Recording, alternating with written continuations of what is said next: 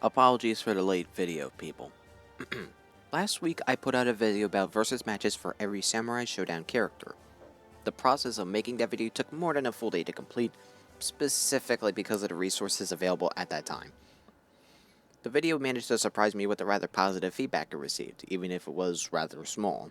So it got me thinking, what if I keep working on these videos? Would that help me branch out and find what my final teams and versus will be? Possibly, but this is my second video on the topic of it. Instead of going over possible matches of a franchise, specifically Killer Instincts, which I'm taking a break from, I want to go over the specifics of one match in general and give my final thoughts on it. And the matchup I want to discuss is Sans versus the Judge. I believe it doesn't work as an episode of Death Battle, or more specifically why it wouldn't work as an episode of Death Battle, in my opinion. What I mean by not in my opinion, or not working as an episode, means I will be talking about the three criteria that make my overall opinion of a possible matchup and the likelihood of it being a good episode. The connections, the verdict and research available, and the final impact that the episode would indeed have. Let's start off with the connections. Sans is the funny older brother skeleton of Undertale. He is lazy most of the time, but has genuine notions of care and heart in him. He looks out for his friends and family, wants to see Papyrus succeed, and capture her wannabe girlfriend's heart, or supposedly a human as well, sure, why not. Toriel and Asgore suffer from heartache, and so on and so forth. His numerous jobs imply he's willing to work his ass off to ensure a roof over his and his brother's head. At surface level, he's a goofy and fun character above all else. But his true nature lies beneath the surface. He is cryptic and serious when he needs to be. His care for Papyrus and all, doesn't stop him from being a potent, deadly force. And when Kara oversteps her boundaries in the endgame, he makes a final stand to kill them, proving to be a final yet futile obstacle to attrition. This is when he no longer holds back, not determined to win, but wanting to show the player their wrongdoings. The Judge is the judgmental cat of Off, and that's the difference. Judge is a cat from a similar world of peril, last fight against evil, brother is dead, so that varies, at least that's more than just having Papyrus just possibly being dead in one timeline. So we have lazy older brothers who are silly and nonchalant at first, but become serious when their whole families and lives are put at stake. Final bosses of older style RPGs, they wish to get their point across to the player. Basically, Sans and the Judge are the same character. Not an exact one-to-one, but you can expect them to have a super similar arc. This makes the analysis fucking boring. I'm not going to sugarcoat it. Having very similar characters, one after another, in a series about the differences of them as characters and their stats, is a recipe for disaster. It's just comparing stats at that point. Several episodes showcase this perfectly. Doom vs. Lex has two green-covered geniuses who farce against powerful and intellectual superheroes for their own forms of justice. However, their egos and overall reasons behind their actions are different enough to warrant a fight. Spider-Girl vs. Batgirl is basically Spider-Man vs. Batman, but with tits. Legit same stats, a bad, boring premise to boot. And especially execute.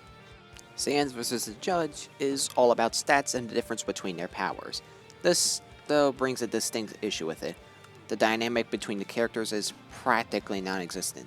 So this fight would have to either be with one of them being a massive dickhead, aka not the character we have come to appreciate nor root for, or have an outside interfering force that motivates them.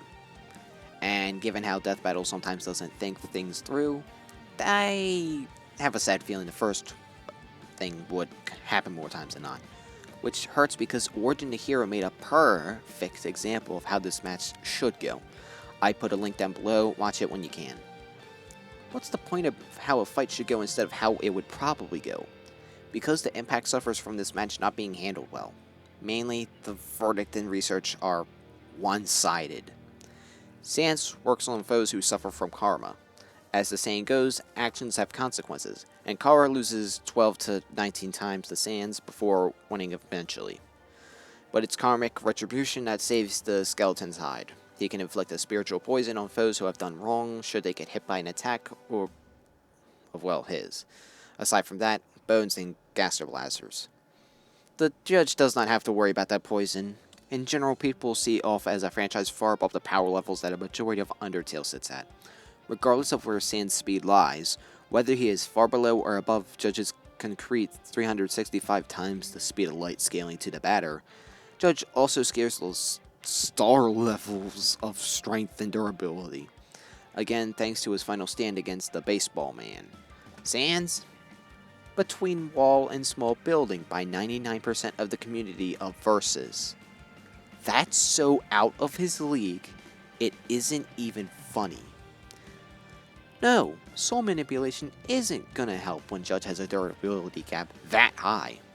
100% accuracy for the cat's attacks doesn't help either, forcing Sans to teleport away or dodge at the last second, if he can. And the poison? Since it's based on the amount of sins a character commits beforehand, guess it isn't bad enough with the cat being able to fully negate the damn thing. Let's not forget, Sans gets tired easily, needs only to dodge enough blows to exhaust him.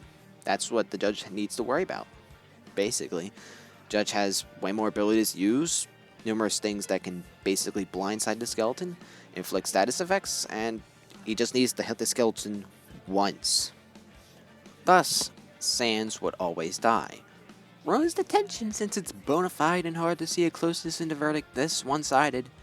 Everyone will accept the skeleton loss, and those who don't will be ridiculed / disproven for going against the status quo. Ain't that a fucking treat? Or more specifically, ain't that a bitch? This leads to my fucking final point. Sorry about the cursing, just final point.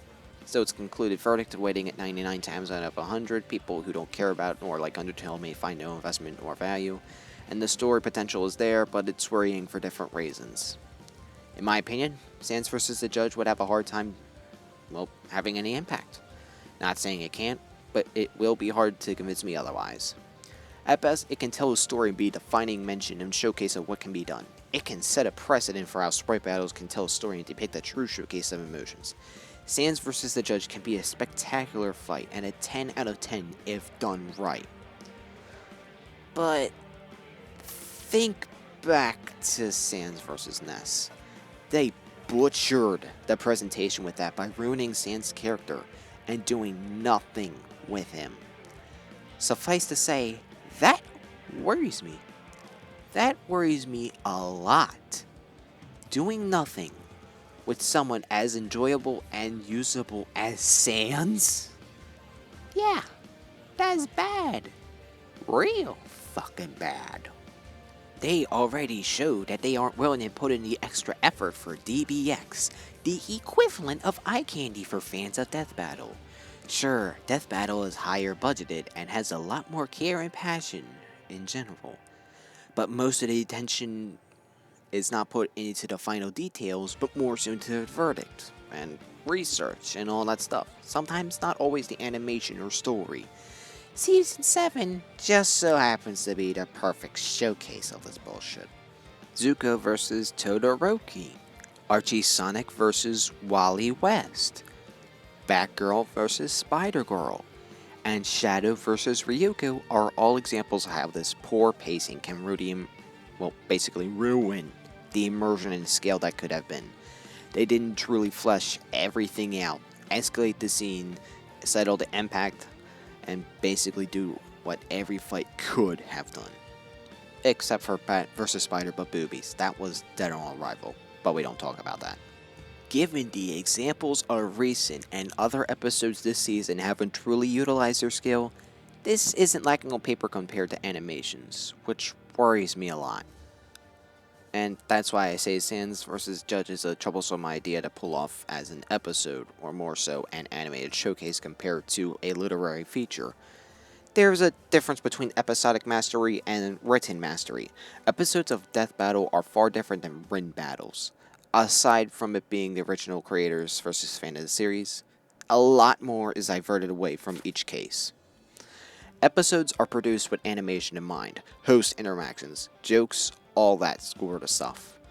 But their main selling point is the animation. Say what you will about more story-oriented fights like Iron Man vs. Lex Sex and Snakes in his boot versus that pretty good guy, but the majority of fights this season revolve around slight dynamics to showcase personalities and fighting styles / abilities. Poe vs. Unbased Ryu is a perfect example, leaning on the Kung Fu Panda franchise by incorporating the goofiness of the series while utilizing the flashiness of their fights. Shadow vs. Ryuko utilizes the flashy super forms and their variation in weaponry to capitalize on the design of Kill la Kill, and Snoik relies on Marvel vs. DC having heralds and versatility in abilities alongside potential for banner to cue people in.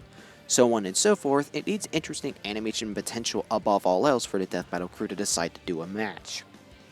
Written death battles, however, are a labor of love.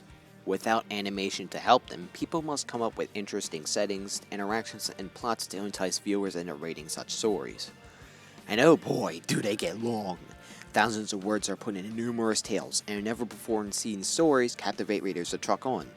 Godzilla vs. Gilgamesh, Dio vs. Griffith, Kirby vs. Juggernaut. These are long reads, but they are definitions of labors of love. I put their links down below, read them when you get the chance. They are just so goddamn good. Simply put, they have the time and finesse to expand stories in ways that most, if not all, actual Death Battle episodes can't. They have weeks, months, or even years to create a full-on immersive tale. Episodes had 3 to 4 weeks to get everything ready, but now, 2, excluding the break. It's not enough time to get everything pitch perfect, to get all the research in, to make the story extremely exciting, to utilize the personalities of both sides. And that's why I can't say Sans vs. the Judge would excite me if it were an episode. Announcing it would get many people hyped, I'm sure of that. Undertale and Death Battle do be like that. But I have hoped for the best in battles, like Lex vs. Doom and Ryuko vs. Edge. But they didn't live up to the expectations. Not enough banter, speed, and or energy was put into either one.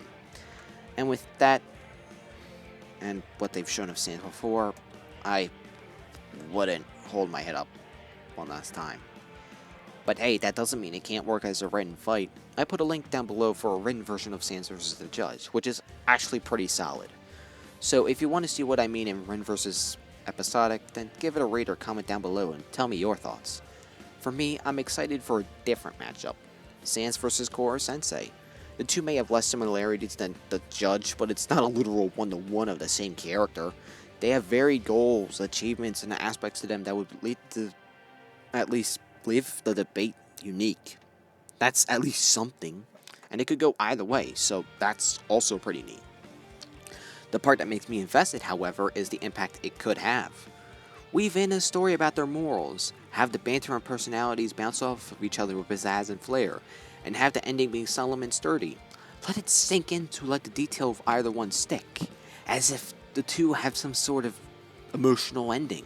It's not like their endings or deaths are the most emotional in the respective series, or one of the most emotional. Oh wait, they are.